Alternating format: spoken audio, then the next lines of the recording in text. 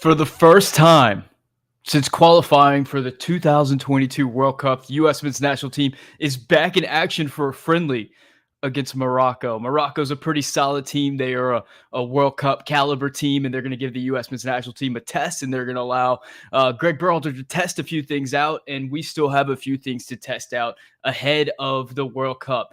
We have question marks at the forward position. We have Jesus Ferreira starting tonight. Is Jesus Ferreira going to be capable of replicating his form that he's had recently for FC Dallas against a World Cup quality opponent, a team like Morocco, a team with top 5 league players all over the lineup, a veteran team? Is Jesus Ferreira going to show up there? In the midfield, we have Brenden Aaronson sliding into the midfield for the first time since we saw him in the midfield against El Salvador. Is he going to be able to play in the midfield like we've been seeing him play recently for Augsburg, or not Augsburg? What am I talking about? Austria.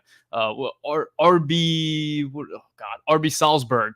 Or is he going to be more like we saw against El Salvador? It's really interesting with Brenden Aaronson in this midfield position because it opens up so many options. I mean, Brenden Aaronson as sort of the fourth winger whenever you have Christian Pulisic, Gio Reyna, and Tim Weah ahead of him, it's kind of a waste. But whenever you move him into the midfield position, a position where we kind of have some depth issues, a position where we're worried about who's going to be that fourth eight behind McKennie, Musa, and De La Torre, all of a sudden this opens up a lot more options. It gets Brenden Aaronson a little bit more involved and makes him more of a viable player that can get on the field in Qatar. So it's really interesting to see what Brenden Aaronson does tonight. In the back line, of course, the question mark is going to be who's going to be replacing Miles Robinson in this lineup. Aaron Long gets the start tonight. I know that's been super controversial on Twitter. I know a lot of people are frustrated with Aaron Long. I think Aaron Long was like the guy who was going to start. Of course, you got Eric Palmer-Brown and CCV coming in as his competition, and neither of those guys have much experience under Berhalter. EPB came in the last window and had some cleanup minutes, but I thought Aaron Long was going to be the guy who was going to get a start, at least in the first game.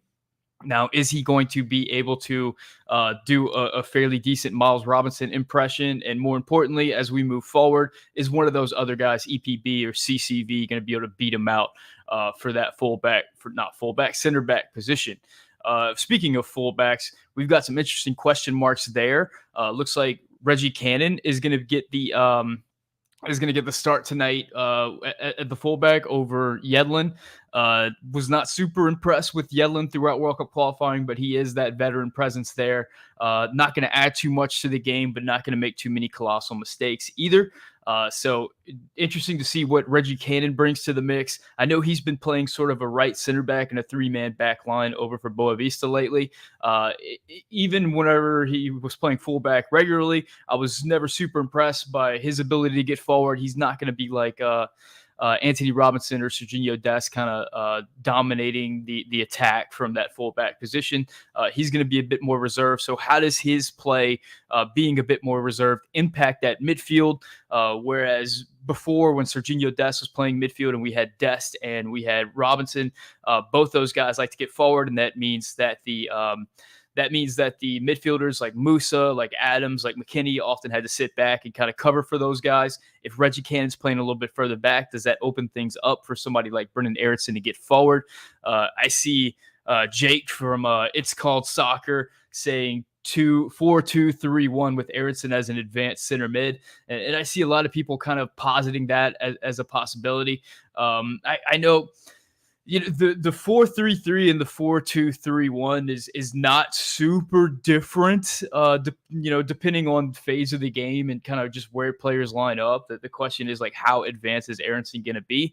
It's going to be interesting to see that tonight. Is he going to be unleashed? Is he going to be interchanging a lot with Weah and Pulisic? Is he going to be moving out to that wing? I'm really intrigued by what's happening with Reggie Cannon. And I think last but not least is that goalkeeper position. Matt Turner is going to get the start. We know the story with Matt Turner and Zach Steffen and kind of that whole storyline moving throughout World Cup qualifying and heading into the World Cup is one player going to emerge there. So I'm interested to see what you guys' takes are for the game. Most importantly, I'm curious what your pregame meals are. Are you ready to? Are you properly nourished for this 90 minutes? I know it's been a few months since we've had a U.S. men's national team game, and maybe you're out of the swing of things, but it's going to be really important for you to be nourished, to be ready, so that you can have your best takes, so you can shoot out some tweets or whatever it is you have to do to get your takes out there to the world. That starts with nutrition. That starts in the kitchen. What are you eating before this game in order to be ready? Let's pull up the lineup for tonight. I kind of just went through it, but just so you guys can have a visual representation. This lineup was leaked early and confirmed by Greg Berhalter, so not a lot of surprises here. But of course, we have Matt Turner in goal. We have Reggie Cannon as the right back. Walker Zimmerman as the center back, paired with Aaron Long.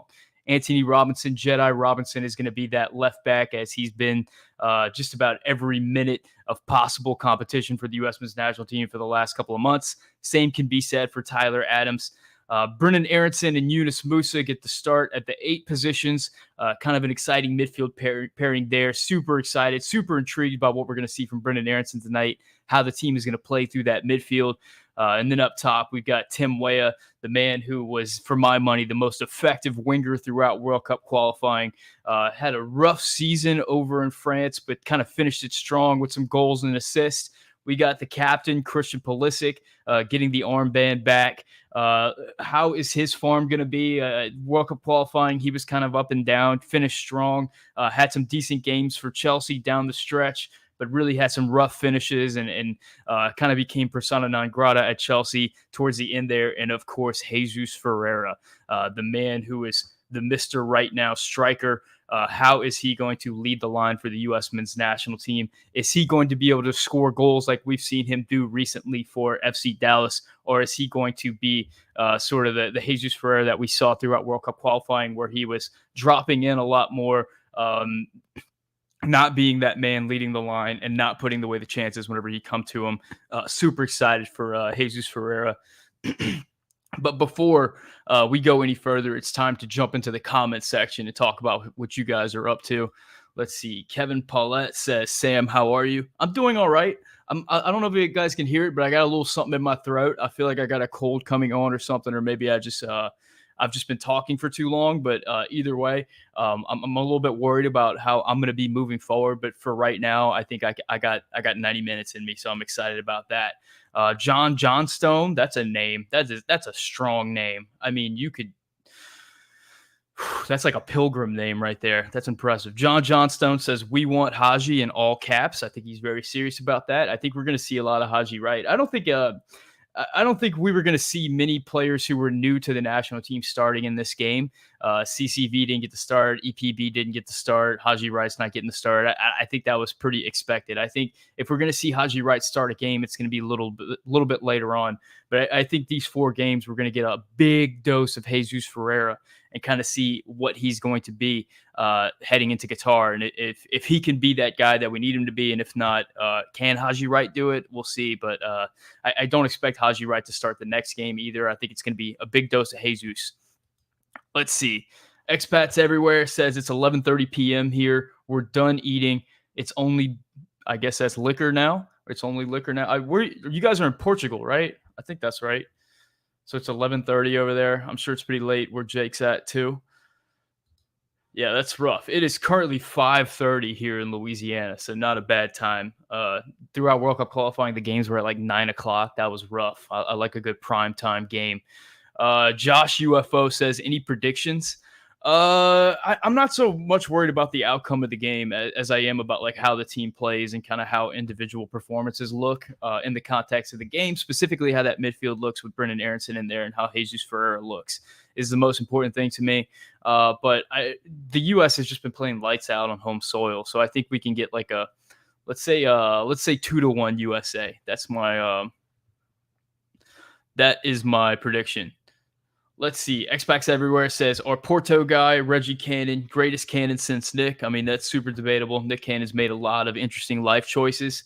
uh, in the last few years.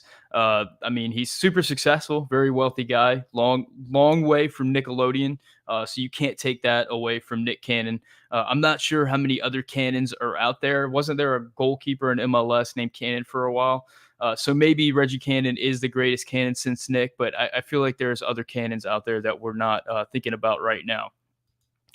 Let's see. Matthew Wallace says, I'm here and there are so many Moroccans. I'm assuming he's at the game. I'm assuming that's what he means. I don't know where else here could be. Perhaps he's in Morocco, and that would explain why there's so many Moroccans around. Perhaps he's at his house, and there just happens to be a lot of Moroccans in his house, I guess, to watch the game. I don't know. I feel like Matthew needs to provide a little bit more context there. Strong profile picture from Matthew. Is that a Powerade in his hand? I think he's got another drink in his hand as well. He's double fisting. He's ready to go. He's staying hydrated. That's really important for a national team game. As we said before, you guys are going to be firing off takes hot and heavy. You're going to be in the comment section. You're going to be on Twitter. You're going to be turning to your friend in the living room and spouting some takes. You need to be hydrated. You need that nutrition. All this is very important. Luis Maldonado says, what jersey size are you? Now, this is a difficult question because it depends on the jerseys. See, I got a few jerseys back there. I think after 2008, the jerseys shrunk up a whole lot. And those jerseys, whenever I wear a large, it's pretty tight. I kind of look like an Arsenal player in those jerseys. I got like an Adama Traore thing going on in those jerseys as a large, whereas like the 1994 jersey right there, that one's super big. So I wear a large. I have a large in that as well, and that one just eats me up. So yeah. It depends on the jersey. Like this T-shirt's a large. I don't know what that means to you. Anyway, it's called Soccer. Comes at John Johnstone. Once again, very strong name. Could pull the sword of Excalibur from the stone. Absolutely, I definitely believe that. Let's see. X-Packs Everywhere says whiskey. I need you to be more specific than that. I've got like a solid little whiskey collection up there, so I need to know exactly what kind of whiskey you're drinking. How hard is it to get whiskey over in Portugal? I don't know the deal with whiskey, but I do know that Kentucky and Tennessee and Canada put out some damn fine whiskeys. Let's see. Judgmental Deity. That is a name. Solid lineup overall. To be honest, though, Long's biggest contribution to the team will be his hair, which is an interesting comment there because I've never been interested in Aaron Long's hair. I mean, he's got okay hair. There's much more interesting hair on the team. I think Gianluca Busio didn't get the call up, but he's got much better hair than Aaron Long. Weston McKennie has some pretty impressive hair. I'm interested to see what Aaron Long does, man. Throughout World Cup qualifying, we saw the partnership of Walker Zimmerman and Miles Robinson look really strong. I think Aaron Long is very similar to Miles Robinson, and I think he can do a lot of similar things. I think the big knock everybody has against Aaron Long right now is his distribution and question whether or not the U.S. are going to be able to possess from the back. And my question to that is who on the U.S. men's national team backline is good at distribution? I mean, starting with the back, Matt Turner is not strong in his distribution. Walker Zimmerman is okay. I don't think Anthony Robinson's very good. I don't know about Reggie Cannon, and it's not really Tyler Adams' strong suit as well. I think following that first window, whenever we stopped calling in John Brooks and Tim Ream, I thought the U.S. The U.S. didn't try to possess the ball out of the back quite as much as they were trying to, say, in Nations League or prior to that. I thought we saw a big shift. Greg started talking about verticality, and that meant get the ball forward as soon as possible. So I don't think that possessing from the back is something, whether Aaron Long is in the lineup or anybody else, that the U.S. men's national team is going to be able to do very effectively. Potentially, if Serginho Dest comes back, he's an absolute phenom at getting the ball from the back and possession from that third. So I think if Serginho Dest is in the game, that changes things tremendously. But I don't know how many, we just don't have the players, regardless of whether Aaron Long's in the game or not, to effectively possess the ball out of the back against a solid team for 90 minutes. So we'll see what Aaron Long does tonight. But I wouldn't be surprised if he's okay. Angel's Envy is a solid whiskey. Angel's Envy, not only do they have solid whiskey themselves, but they're the basis for a lot of different whiskeys. And I've had a lot of Angel's Envy. I don't even know what you call it. whiskeys that started with Angel's Envy and became something else. I don't know how to explain it. I'm kind of a novice in like the understanding of bourbons, but I've drank a bunch. I actually produce a podcast that's about bourbon. It's not my podcast; they just hire me to produce it. So I've gotten the opportunity to drink a bunch. Angel's Envy, solid choice, solid choice. Uh, Terrence Ayuleta says Yellen's hair is like green. I don't. Is it? Yellen's hair changes a lot. It's kind of chilled out since he had a kid and kind of came back to the U.S. But I don't know. I don't know what hair Yellen's rocking right now, guys. I need to know what you're eating. I need to know what the pregame meal plan is. I need to know what your thoughts on the game, what you're looking forward to, but most importantly, what you're eating. What are your superstitions? What are you doing to make sure that the U.S. men's national team have a good night? This is on your shoulders. You know, if you're wearing the wrong jersey, if you have the wrong pregame meal, if you have the wrong pregame drink, that's going to affect the squad. You know, Tyler Adams, Christian Pulisic. Those boys are concerned about what you're doing in your living room. It's very important. So let me know what you're doing to prepare for this game. Let's see. Sparkle Duck says Sam the man. Sparkle Duck. I feel like there's a lot of duck type commenters out there. I've run across a few duck gentlemen. I don't know if you're the man behind all the ducks or how that's going, but I appreciate you being here. Let's see. Jesse Marsh says Stella Artois. That's a classy beer. I mean, it's a classy beer. I enjoyed ordering it in a bar, and I get to tear apart the little paper at the top. It's a very classy way. It has a nice, crisp, refreshing taste to it. I enjoy most beers that come in a green bottle. I find like Stella Artois. Then there's like Rolling Rock, which is like a poor man's Stella Artois. It's pretty good too. There's a few beers like that. And Dos Equis is a beer that comes in a green bottle. Totally different genre, like that one too. But I think Stella Artois is a solid pick. Vince Garcia says hungry and can't decide. Suggestions. I mean, Vince, I'm always a fan of some tacos. I think that's an easy thing for me. Lately, my diet has been a lot of whatever meat over rice. It's been very clean. I'm getting the bod ready for summer, so shedding the weight. A lot of rice, a lot of meat and vegetables. That's been it for me. If you want to go a more Moroccan vibe, you can get some couscous. It's not that hard to put together. You just get a little semolina and kind of cook it like it's rice. And then you'll have a very traditional Moroccan meal. You'll be good to go there. Let's see. Drew Monroe of Kicking It with Drew fame says, eating some chicken parm and drinking an IPA, the usual for a game. Now, this man has some experience. He's getting his carbs in. He's got the protein and the carbs. His body is going to be full of fuel in order to 100% be locked into this game for 90 minutes. And along with the IPA, it's just going to spice up his takes. He's got a few likes and some retweets in his future. This is how you start out a game. So I'm excited about that. Chambers WI says, eating homemade buffalo chicken pizza, wearing my Dempsey jersey, and drinking some Captain and Coke. My goodness. Yeah, I've always been a little bit wary of buffalo chicken pizza, man. I'm not a fan of chicken on pizza. I know that's a weird thing, but I'm not a fan of pizza in general. I know that's weird. I feel like the gluten in the pizza kind of doesn't really work with me all that well. I understand that I'm weird in that way, and I try not to bring it up to too many people because as American, whenever you say that you're not that into pizza, you get hit with a lot of side eyes and eyes rolled. But anyway, I'm letting you guys know there's only 137 people in here, so don't tell anybody. By the way, if you're one of the 137 people, hit the like button and hit the subscribe button. We're like 15 subscribers away from 10,000. That's incredible. I remember starting this channel with 0 subscribers and wondering if anybody was ever going to come and care about what we were doing on this channel. And now there's like a few away from 10,000. So if you haven't subscribed, hit the subscribe button. Green Machine 15. I like that. Green Machine 15. He says American cheeseburgers with barbecue chips, pickles, mayo on a bun. I mean, wrap that up, put it in the Smithsonian. That's about as American as you can go right there. I like how he specifies American cheeseburgers as opposed to any other type of cheeseburger. I do appreciate that. We know that it's not like a torta masquerading as a cheeseburger or something like that. This is straight up American cheeseburger. This man is going to be fully ready and prepared. Jesse Marsh says can't go wrong with beer and tacos, and I 100% agree. Um, that's uh, that's absolutely true. Somebody said sushi. What do we? Tim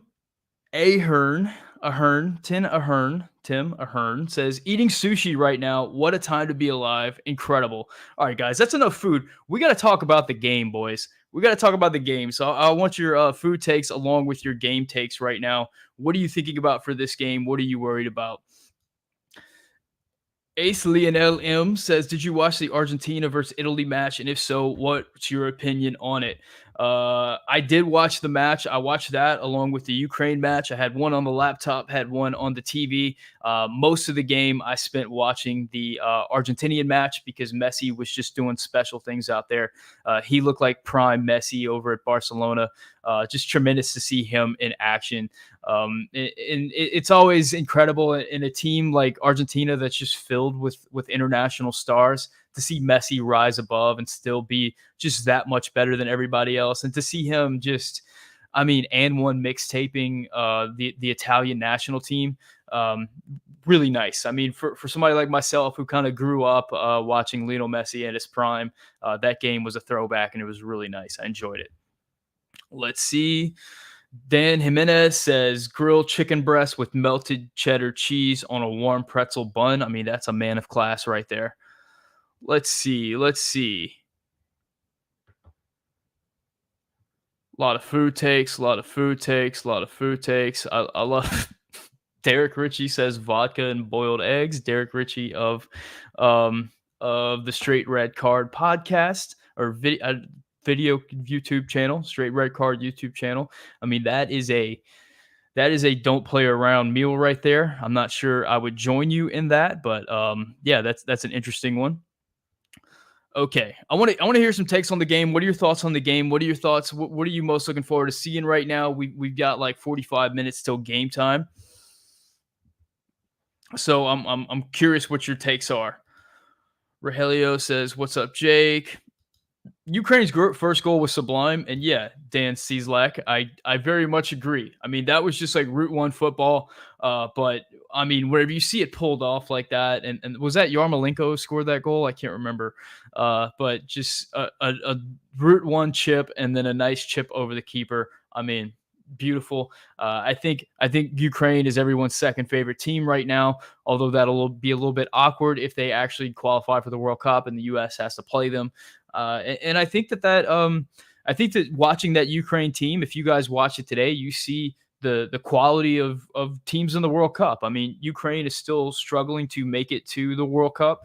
So that just goes to show how good you have to be to even make it there and how good the competition is going to be once you get there. Like this Morocco team is filled with players in top 5 leagues. They're going to players in their prime, players with a lot of experience. So the U.S. has their work cut out for them. I think if you look at the rosters, I think considering Hakimi's not going to be in this game, and I forget the name of their other star. His name escapes me right now.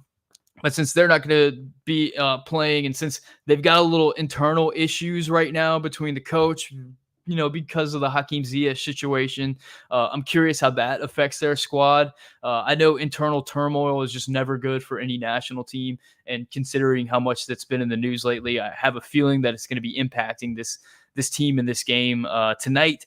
But Hakimi is starting. Okay, there was a bunch of reports saying Hakimi wasn't going to be playing in this game, but okay, so he is starting, which is good because I want the U.S. to I'm sorry, I'm reading some of the comments. I want the U.S. to play the best competition they possibly can, and Hakimi is certainly one of the best fullbacks in the world, and that's good. That'll be good to see. Let's see. Richard Goodall says, Sam, I met Herc and totally blanked on your name when I brought you up. I met Herc and totally blanked on your name when I brought you up. Did Herc blank on my name or did you blank on my name? Either way, I mean, Herc was gracious enough to come on. Hercules Gomez, by the way, if you guys don't know who Herc is. Herc was gracious enough to come on the show and talk to me Very gracious with his time, super cool guy. Always feel blessed whenever somebody who actually played for the national team comes on the channel. But that being said, I don't know if Herc is a regular watcher of my channel and like is super locked in. So I wouldn't be surprised if he doesn't know my name, and I wouldn't be offended by that either.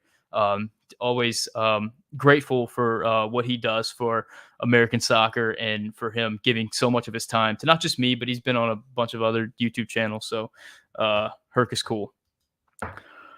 Herc Gomez and I blanked. Oh, that's on you, Richard. That's on you. Khalid Alami says a few Moroccan player will not play. So, yeah, I mean, the U.S. has a few guys out as well, and it looks like Morocco is going to have a few guys out. I mean, that's international soccer, especially in a friendly like this where it's not super important. At the same time, it's going to be a quality team for the U.S. to be up against. So it's going to be great to see different players in action. So, once again, I'm really excited to see how guys like Jesus Ferreira, guys like Brennan Aronson, guys like Aaron Long, Reggie Cannon are able to play against this squad. Let's see. Chambers says, Sam, who would you take for a pickup game of soccer? Breton, Derek, or Tack and Pete? I think, let's see. Derek, I believe it was Derek told me that he was a college soccer player, so I know he's got that. Tack and Pete, they've been coaches for a long time, so I think that they play a lot. But Tack's got a bad knee right now, so I don't know how much he'd be able to run.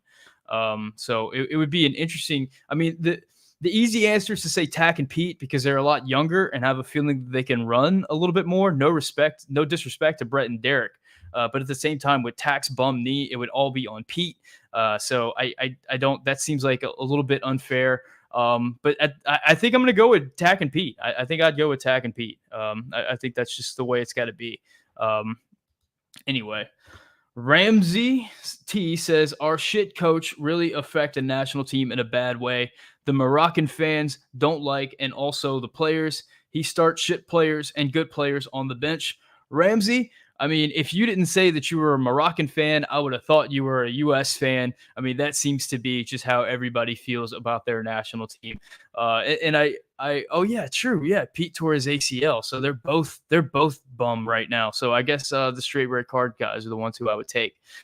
So yeah, Ramsey, I'm glad that you said this because so many U.S. men's national team fans have this exact same opinion of the U.S. men's national team and feel like it's like unique to the U.S. men's national team. But in all actuality, I think the majority of national team fans around the world feel this way. I mean, after the Argentina versus Italy game, I saw some Italian fans really popping off at the Italian national team coach. I forgot his name.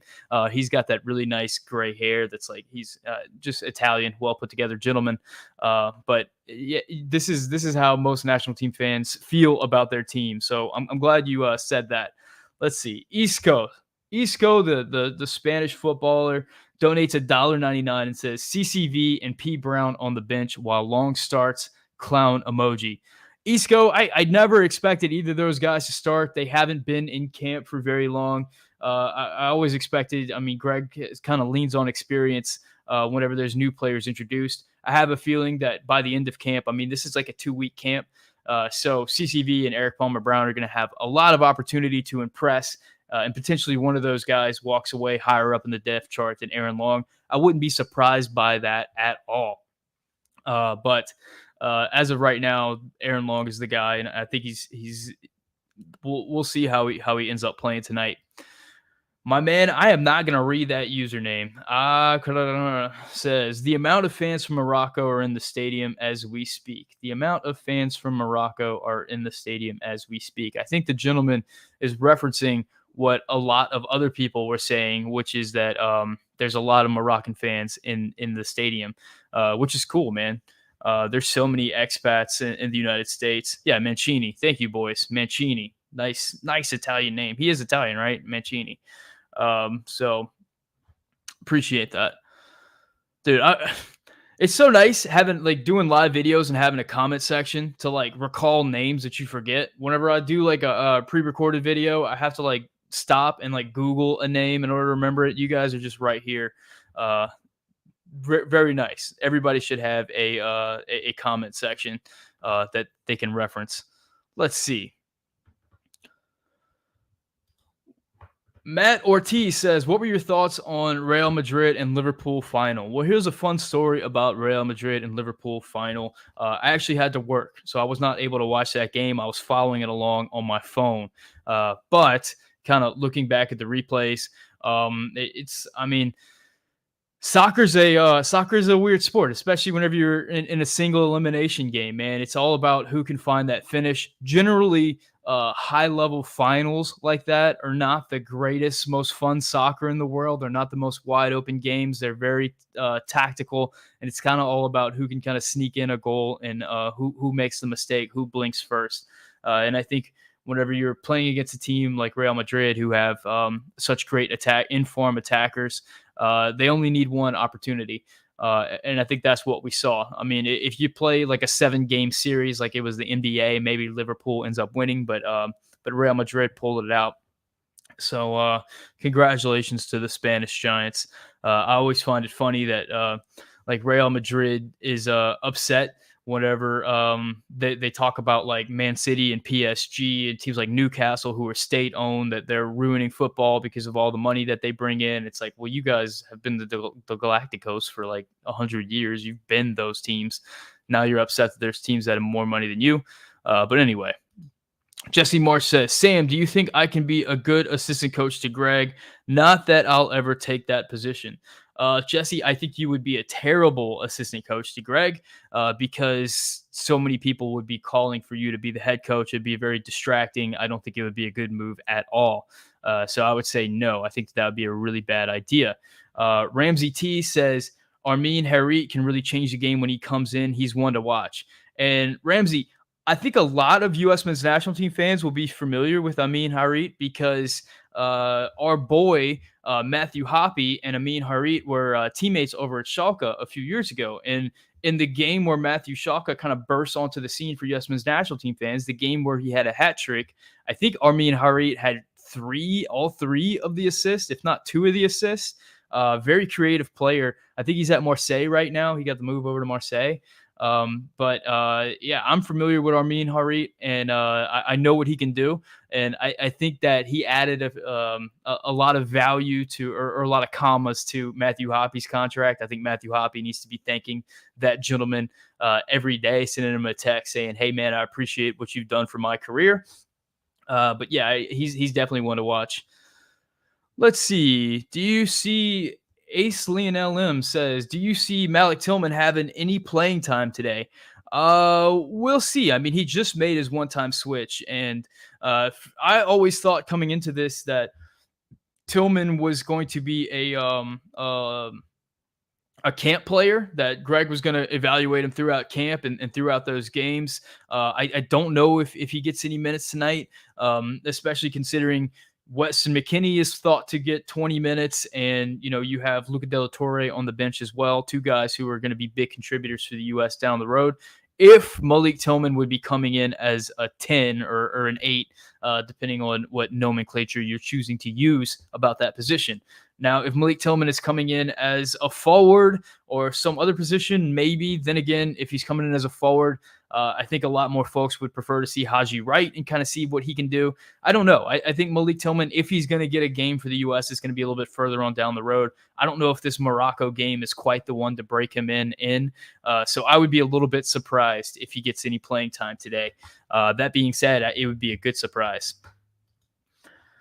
Jasper Redican says, "As a half Moroccan American, this is a big game for me." That's always so cool, man. There's so many people out there in the United States that have that are dual citizens. We talk so much about the dual internationals with the national team, but so many fans are dual internationals as well, and it's really cool that that you guys get to experience this. You guys get to see the country of your parents play against the country of your birth. So that's a really cool experience, man. So I'm excited for you. I hope it's a great game for you. Let's see. Ad says, not gonna lie, this YouTube channel is goated. Earned a sub. Thank you, man. I hope you're getting us closer and closer to 10,000. Hopefully, we cross that 10,000 sub barrier tonight. Make sure you guys hit the like button, hit the subscribe button. Jay Bruce says, do you think teams are signing Americans for marketing reasons? Seems like our players go to teams and get ignored. Jay Brew, I would have to say, if you're signing a player for marketing reasons and you don't play him, that seems like a pretty poor marketing strategy to me. I would think if you're signing a player for marketing reasons, you would want to play them regardless of their performances, right? Like you would want to see them on the field. I don't think teams sign Americans for marketing reasons for a number of reasons. If you look at how teams actually get paid, like for instance, a lot of people say they're signing them for jersey sales. Teams don't really directly earn money off of like jersey sales or specific jersey sales. They license out those jerseys. So really it would be Nike or Adidas or whoever the manufacturer is making the money. Maybe it helps you out in TV numbers or whatever else. But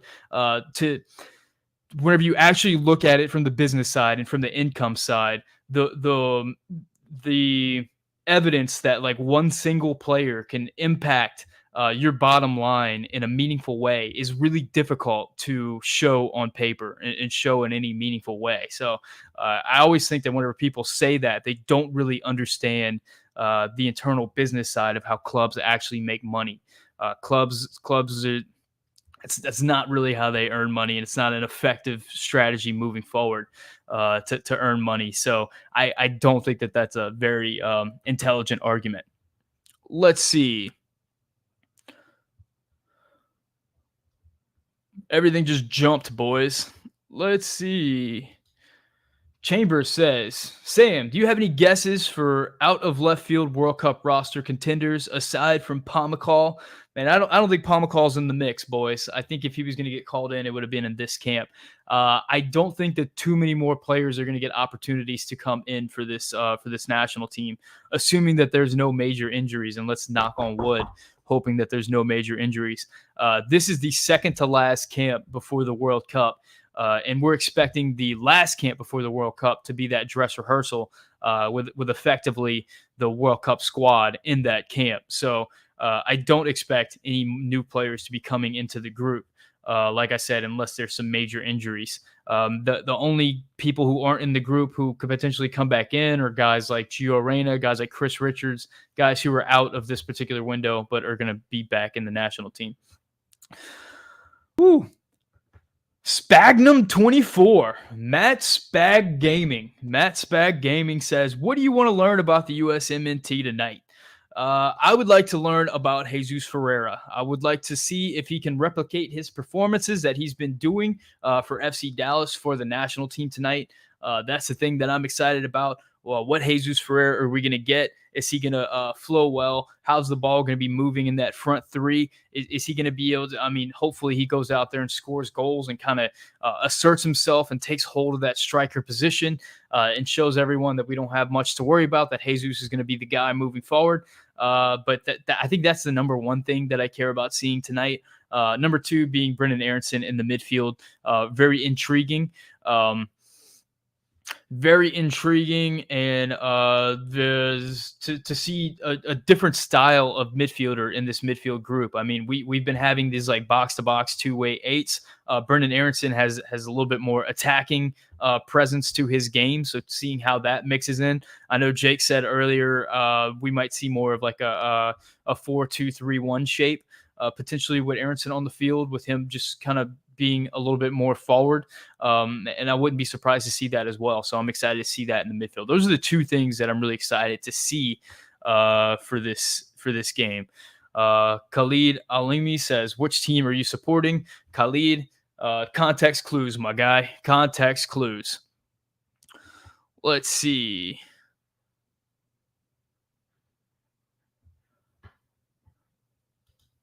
Derek Ritchie says, tight shirt 12 is on the tube flapping his lips. I know that Derek has a long history with Taylor Twellman, but there's no U.S. men's national team guys out there that I really have a super huge problem with. I think that I appreciate that they all bring so much to the game. And specifically with Taylor Twellman, I appreciate that he's a soccer guy that has gone on to be a much bigger presence at ESPN, and is on bigger shows and talks about all the sports. But whenever he's in the room and a soccer question comes up, you have a knowledgeable soccer guy in the room, a bona fide former professional soccer player. It's cool that he's a part of that discussion in the greater context of American sports, and I appreciate that about him. And I also enjoy whenever he's calling a game, how it sounds like he's wearing cleats under the desk and how he's ready to jump out on the field. And he's just like, that's like his commentary style. If I were to describe Taylor Twellman's commentary style, it would be just like ready to get in the mix. George Yair or Jorge Yager. Okay, a lot of different ways we could go with that. Yedlin's hair is green, so that's cool. That's good to know. Good to know that DeAndre Yedlin, this deep in his career, is still stepping up the hair game in a big way. I know somebody early on commented that Aaron Long was going to bring a lot to the hair game for this match. Good to know DeAndre Yedlin is still more than willing to step up in that area, especially for a U.S. men's national team that is not going to have Weston McKennie starting and is not going to have Luca De La Torre in the mix. It's good that we still have guys that are bringing quality hair to the match. I think Tim Weah had some cool hair for a little while, but then he kind of went with the short look. Nothing exciting to write home about there. Christian Pulisic has kind of had iffy hair. He's definitely got some top of the Premier League hair these days, but I've never been super excited about it. But glad to know that DeAndre Yedlin's still carrying that torch. Let's see. Esteban Angel says, I was hoping to see PFOC one last time. Yeah, I don't know, man. I don't think PFOC has ever really fit into this squad. I think whenever we saw him with the national team, I think that this U.S. men's national team, the way that Greg Berhalter likes to play and what he likes to see from the strikers, is a striker that's very active, a striker that can play with the ball at his feet, a striker that can drop in and connect, and a striker that is relentless in his pressing. And I don't think that PFOC does any of those things, really. In the games that we've seen him from the U.S. men's national team, he's been a bit stiff up top. His job with his club team is just to get in the box and finish off chances. And while he can do that effectively for his club and the Swiss team, whenever he's playing with the national team, his lack of movement, his lack of passing and skill on the ball, his lack of pressing is super evident, and it affects a lot of the rest of the way that the team is trying to play. So I'm not surprised to see that PFOC is not in the mix and that Greg is still looking for answers beyond PFOC. That being said, if Haji Wright and Jesus Ferreira are both complete flops in this camp, maybe PFOC is someone that gets back into the mix, but I don't expect that right in this moment. John Bamford says, people are saying Aronson will be the 8, but won't he be the most advanced center mid? Doesn't it make more sense to think of him as a 10? You can if you want, man. You can if you want. Throughout World Cup qualifying, we did not really see a 10 from the U.S. men's national team midfielders, though I think a lot of that has to do with the fullbacks that we've been using. We know in Greg's kind of preferred mode of play, the fullbacks get very far advanced for the national team. And whenever you look at Serginho Dest and Anthony Robinson, those are guys that like to get advanced, like to get into the final third, like to be present in the attack. But tonight we have Reggie Cannon, who's someone who is sort of playing as a center back and a back three for his club team, not so much known for getting as far advanced as those guys. So does that free up one of those center mids to not have to cover for an advancing fullback and thus allow them to get into the final third a little bit more? That's sort of what I'm thinking that we'll see from Brendan Aronson, because Reggie Cannon will be a little bit further back. That'll free up Brendan Aronson to get more advanced and potentially be more of a 10 than an 8, or more of a advanced midfielder than like the box-to-box midfielder. So We'll see, man.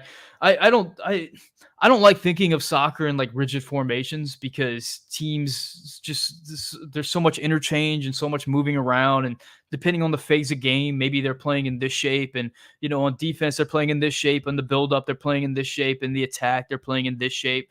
So whenever you just like say 4-3-3, well, okay, they're in 4-3-3 whenever they're in the attacking phase, but whenever they're in the build up, maybe it's more of a 4-2-3-1 or more of a 4-4-2 in the build up. But in defense, it's a 4-4-2. Like it shifts based on the phase of play. So I don't love talking about the game in terms of positioning, and also because people get super anal about position description and position names, and that's always people tend to like argue about that type of thing. Like, is this guy an 8 or is he a 10? Is he a center mid or is he a central attacking mid? Is he a left forward or is he a left winger? What, like, if people get so caught up in these terms, and I feel like more often than not, whenever you watch a 90-minute soccer game, people are drifting around so much that it's not worth the amount that people talk about it. But then again, talking about sports is kind of what we do, and that's the fun of it. But for me, it's not a discussion that that I'd love to have. Let's see. You said anal. I sure did say anal. uh, let's see.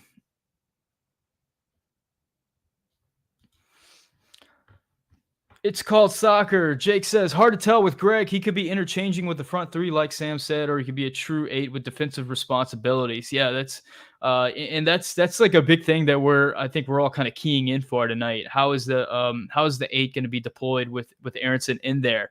Aronson has played as an attacking midfielder for the majority of his minutes over for RB Salzburg this season. So I'm assuming that's what Greg's going to be looking for his role to be tonight. But it's an unknown because that's not what we've seen from the 8s throughout all of World Cup qualifying. Now, Greg has said that he's going to be tweaking some things, kind of trying out some new things. This could be one of those things. Also, as I said before, with Reggie Cannon in there as opposed to Serginho Dest, that's one less player in the attack, theoretically. If I'm Greg Berhalter, I would certainly prefer Brendan Aronson in the attack as opposed to Reggie Cannon. So if I'm in the tactics room, I'm saying, Reggie, we don't need you to get forward. We want you to be a little bit further back. We want Brennan to get forward tonight. Whereas if it was Serginho Dest in the 11, I would want Serginho Dest to get advanced, and I would maybe bring in a different midfielder that's a little bit more defensive as opposed to Brendan Aronson for that particular role. But we'll see how it actually plays out tonight. That's going to be something that I'm definitely keying in on, and I think Jake is as well. Let's see. Tim Ahern says, true, guys like Gio can play right wing but have a huge impact centrally. And I think Gio is a great example of a guy that, boy, do people argue about what position Gio Reyna is playing whenever he is on the field for Borussia Dortmund, because he kind of turns up a lot of different places. And at least last season, Borussia Dortmund had a formation that was super malleable, and there was a lot of interchange, and guys would end up all over the place. But yeah, certainly a guy like Gio Reyna can start out at the right wing, and he's going to be playing in sort of that corridor, and he's going to be looking to get centrally. I know whenever I was at the USA versus Panama World Cup qualifier in Orlando a few months ago, Gio often ended up as I think he was the left back. He ended up covering for Anthony Robinson a whole lot. I wonder if that had to do with Gio maybe not having the freshest legs under him and not wanting to run all that much, but he kept ending up in that position. But yeah, modern soccer, there's a lot of interchange in this national team. I think best case scenarios, they're playing with a lot of positional interchange, a lot of fluidity. I do think that when Gio Reyna is in the game, he's the great example of someone who's going to be starting out as a wing, but he's going to be coming in centrally. And if you have your best 11 together, think about it like this.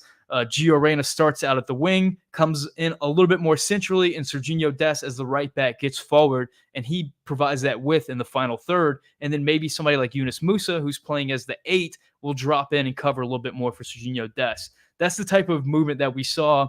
I think we saw that a lot against Mexico in the World Cup qualifier where the U.S. won 2-0, where Serginho Dest and Tim Weah were interchanging a lot down that right wing, and Dest was even cutting in getting more central compared to Weah, who was kind of drifting out further wide, and we saw Yunus Musa often drifting back and covering for Serginho Dest, and that was sort of that positional interchange that we saw a lot. Tonight, we're going to see Reggie Cannon in that right back spot, so I'm not expecting him to get forward as much. So maybe the positional interchange will be more between Weah and Aronson as opposed to Weah and Dest. So that'll be an interesting wrinkle to see. Let's see. Christian Burke says, I'm still on the Pepe train. I think he's in the long-term plans and will make the 2022 squad as a reserve. Yeah, I don't see any reason to get off the Pepe train right now. I kind of take Greg's word at face value whenever he says Pepe is out for a mental break. I think this guy has played so much soccer the last year and just has not had much opportunity to step off the field. Going from just a reserve player for FC Dallas to all of a sudden the starter for FC Dallas to all of a sudden being asked to play in international breaks and then all of a sudden getting the big move over to Germany and just not having much of an opportunity to breathe. I think it's a good thing that he's kind of out of the squad right now, although I would also be excited if he was in the squad, if that makes any sense. I'm kind of okay both ways. But there's no reason why Ricardo Pepi couldn't have a big start to the next year and be that striker for the U.S. men's national team. Let's see.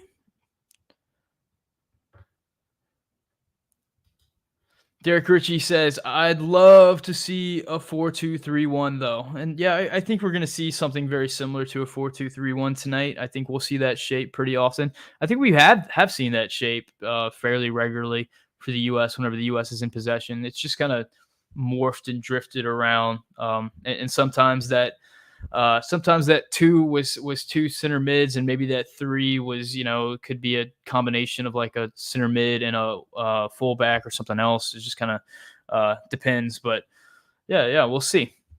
We shall see. We got like 10 minutes till game time, so I'm going to wrap this up pretty soon. We'll be back for a post-game show. Make sure you guys have hit the like button, hit the subscribe button if you've been enjoying my dulcet tones and this pregame show. Right before we only have about 5 minutes left of the show, so I want to know before we hop on out of here, what are you eating? What are you drinking? What's your pregame ritual? What you got going on right now? Let me know. We're gonna go through this and make sure all you guys are prepared for the national team. This game against Morocco tonight.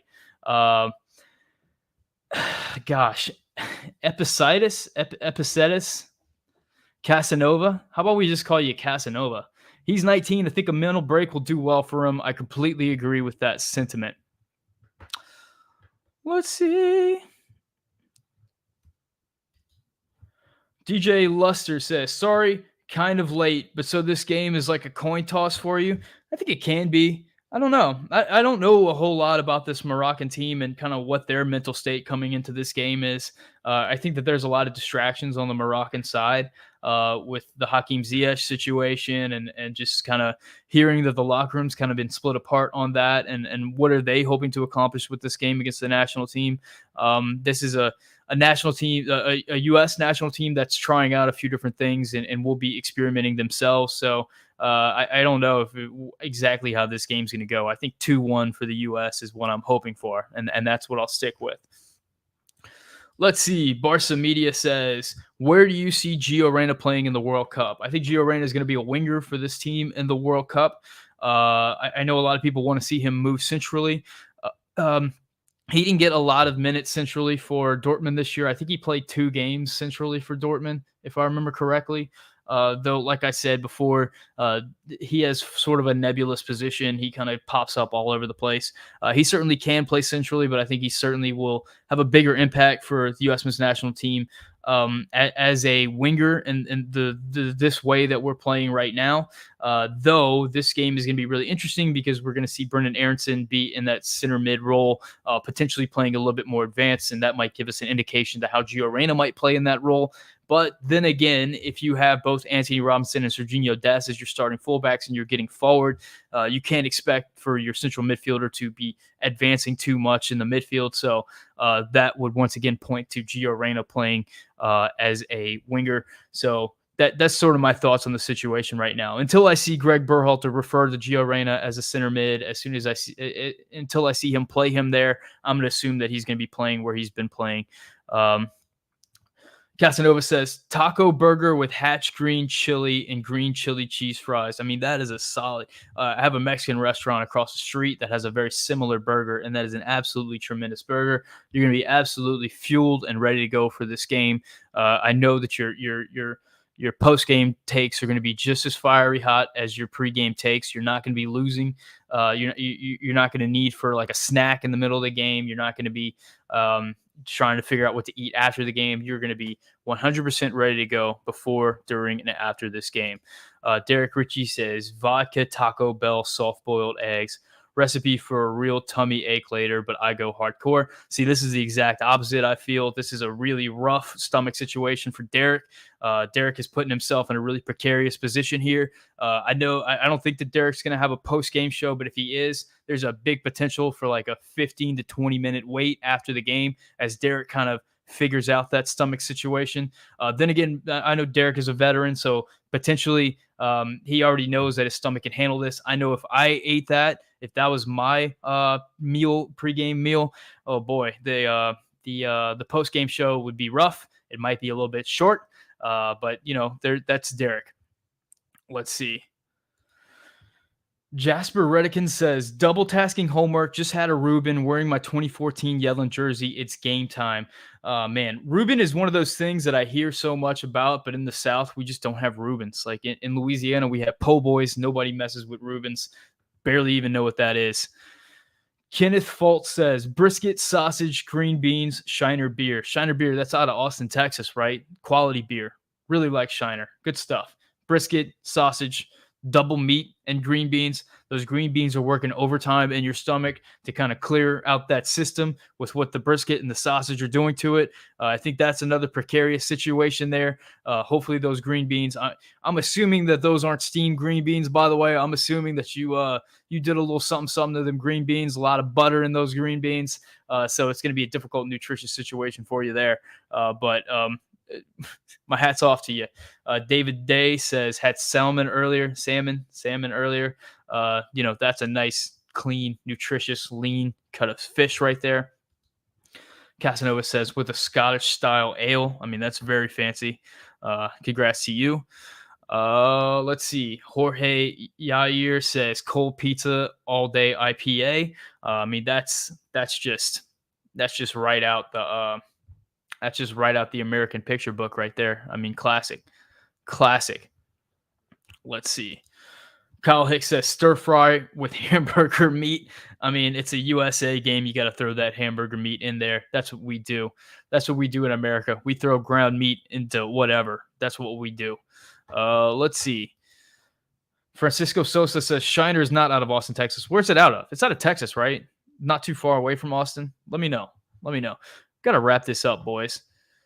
Can we get a halftime prediction? What are you gambling? Is that what this is? Like, why you want a halftime prediction? Halftime prediction, let's say 1-0 USA. Let's say we get an early goal. Jesus Ferreira gets that early goal. Boys, let's wrap it up. The game is starting in about 5 minutes. I'm going to go drink some water. I'm going to go to the bathroom. I'm going to get ready. We're going to have a post-game show. We're going to get right back into the mix and kind of talk about some of the things we talked about pre-game, how we saw that play out in the post-game, if there's any big storylines we see there. Boys, Shiner from Shiner, Texas. Okay. I don't know. Whatever. Boys, thank you so much for hanging out. Thank you for liking and subscribing, and I'll see you on the other side of this game.